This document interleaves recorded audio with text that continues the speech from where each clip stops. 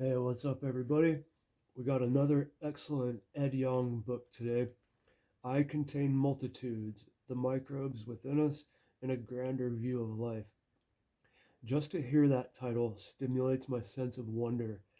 This title is an homage to the Bob Dylan song and the famous quote by Charles Darwin when he said, "There is grandeur in this view of life." I find that the more you study evolution, the truer that statement is. This book isn't about evolution, really. It's about microbes in and all around us and the relationships between different living organisms. It's about symbiosis and dysbiosis. So, Ed Yong has done it again. You could look at his books as just simply learning some fascinating facts, or you could enrich the way you see. That's what Ed Yong pulls off with his writing. It's no wonder he won the Pulitzer Prize. This book actually came out in 2016, years before that last one we looked at. To be honest, this was one of the books that I had put on the back burner. I started reading this a couple months ago and it started to feel like a bit of a slog, so I put it down and started reading something else. Then, after I read An Immense World, that made me want to pick this one up again. So, the subject is microbes. If somebody asked me what kind of creatures have dominion over the planet, it would be tempting to say humans. We're arguably the smartest, most capable. We've colonized the entire globe and even venture into space.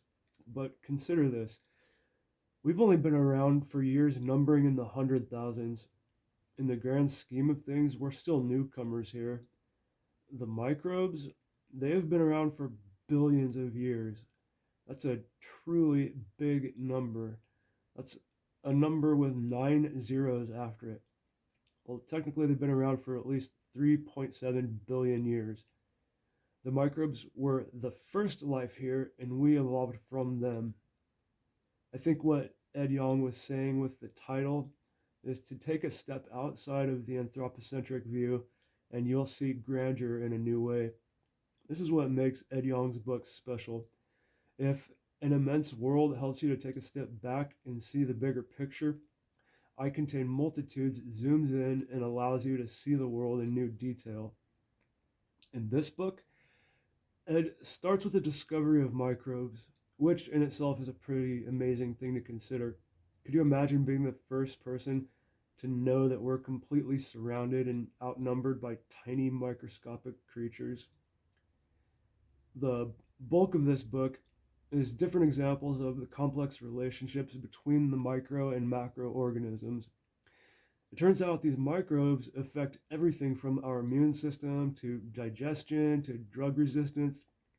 It's not a stretch to say that many microbes give superpowers to the organisms they inhabit. Many organisms purposely colonize their larvae or their infants with bacteria that helps them to perform certain functions. The list of examples of some of the things microbes can do in this book is pretty big. Certain microbes can neutralize poisons, swap genes, affect your receptivity to drugs. They can use chemosynthesis to bring life to places that would otherwise be impossible, like the hydrothermal vents in the black depths of the ocean. We macroorganisms can use the microbes like tools to enhance our abilities. Ed Yong said, "If you want to defend yourself from another creature or eat a new source of food, there's almost certainly a microbe that has the right tools for the job." This book has a few critical elements that Ed wanted to make clear. Number one, an individual organism like a human or a dog would be more accurately viewed together with its microbiome rather than as an individual. And two, there is no such thing as a good microbe or a bad microbe. It just isn't that simple. The complex interactions between different microbes and changing environmental factors can make the difference. Context is important. Another thing I loved was how Ed casually slips Easter eggs into his writing, like this passage. These ancestral microbes evolved into endless forms most beautiful and most wonderful.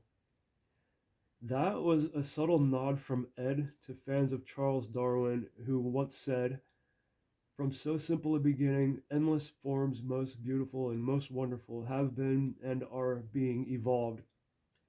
I must have smiled pretty big when I read that line, and it makes me wonder how many other things like this he puts in his writing that I didn't catch. So Ed goes from history to some of the things we've learned to exploring the applications of microbes in the future. And he raises some questions like, is it really a good idea to be sanitizing everything? Can the use of microbes be employed in things like architecture and city planning? Now, this book isn't simply just a love letter to microbes or a sensational piece to write or to sell books. I feel that Ed is a pretty good journalist. He addresses misconceptions, he warns over overhyped ideas, and offers caveats. Ed's message is that there is great potential with microbes for medicine, ecology, and more, but we need to keep a critical mind as we proceed into the unknown. This was one of those books that I'm really glad I read. Yeah, it did take me a couple months to get through it, but I'm really glad I did. This is the kind of book that you want the people you know to read, just like his other book I reviewed. It applies to everyone, and most people probably have no idea about the subject. I didn't. I've really come to like Ed Yong's work, and if he writes another book, I'm definitely going to get it. Well, that's it for now. Thank you for watching, and yeah, go get I Contain Multitudes by Ed Yong.